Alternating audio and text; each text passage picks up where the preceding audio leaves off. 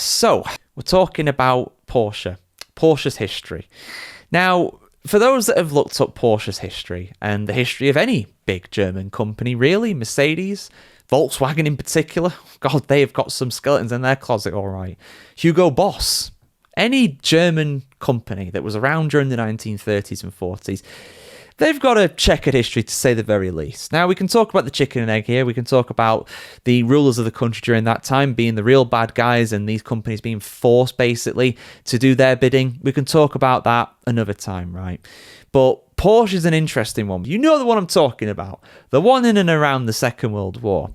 I've heard some dodgy things about him. Certain accusations have been thrown his way about him being a sympathizer with these people. You know, a big national socialist, as it were. But is that the case? Is that a fair assessment of him? Well, we'll hear probably a bit about him here, because there's a new book that's been published that claims that one of the co-founders of Porsche, who happened to be Jewish, was forced out of the company during the Nazi era over in that part of Europe.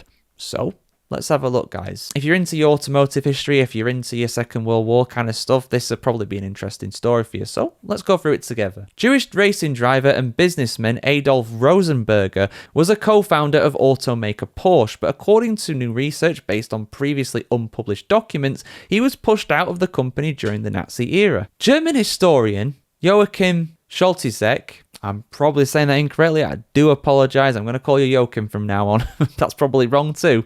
He said the following: "It was a multi-pronged process," when referring to his work that has been acknowledged by the international sports car manufacturer when he was asked by DPA over in Germany. Rosenberger was responsible for securing financing for the design firm and ensuring that drivable prototypes were developed into new models, although the poor economic climate of the Great Depression hampered the company's progress. Rosenberger, who died in Los Angeles in 1967, has been almost forgotten by the public, according to Joachim. The author's book about Rosenberger was released in Germany in October, and an English version entitled Driven Out, Adolf Rosenberger, race car driver and Porsche co-founder.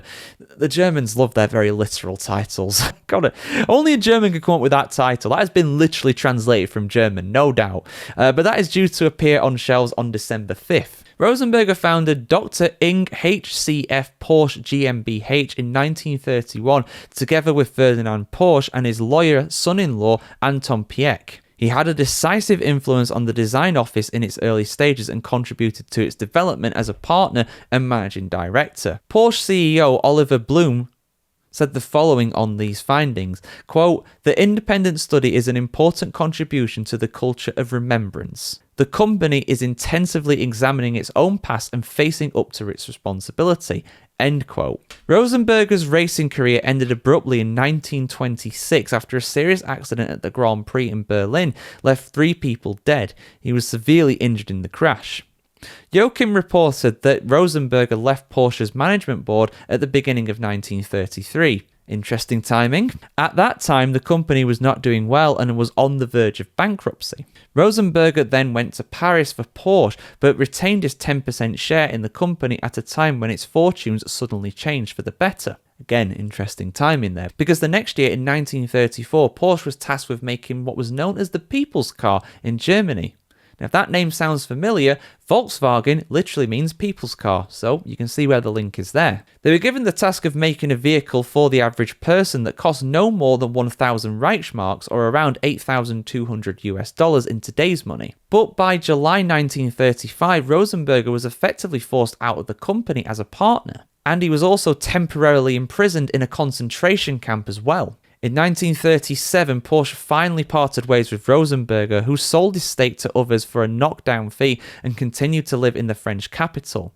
By then, the pressure from government authorities in Germany had become too great, according to Joachim. However, this will do little to change the image of Ferdinand Porsche, which is rather tarnished in the modern day, to say the very least. But the tide has somewhat been turning on Porsche, because findings in 2022 in the book Nazi Billionaires by David de Jong, he quoted Rosenberger as saying, "I don't accuse Mr. Porsche or Mr. Pieck at any rate of personal anti-Semitism." However, he did later say, quote, "They used my membership as a Jew to get rid of me cheaply," end quote. So very much seeing an opportunity there, they took it, although although external factors from the ruling party of the day probably played a big part.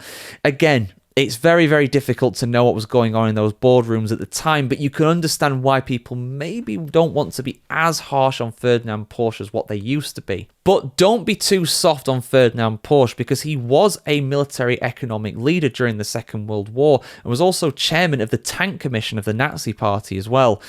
So, he was rather involved, to say the very least. If he really didn't like them that much, he probably wouldn't have been a chairman of one of the committees like that.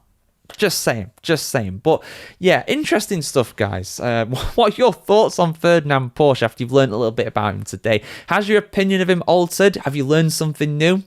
And like I said, the people's car, the Volkswagen, that was eventually made, of course. The Beetle, a very popular car, interestingly with hippies as well. It's weird how Nazis and hippies very much agreed when it came to the Beetle being a good car. But let's move on. Let's move on from that. But yeah, your thoughts in the comments below, guys. Like, share, comment, subscribe, as always, to see much more on the world of motoring and a bit of history as well, like that too.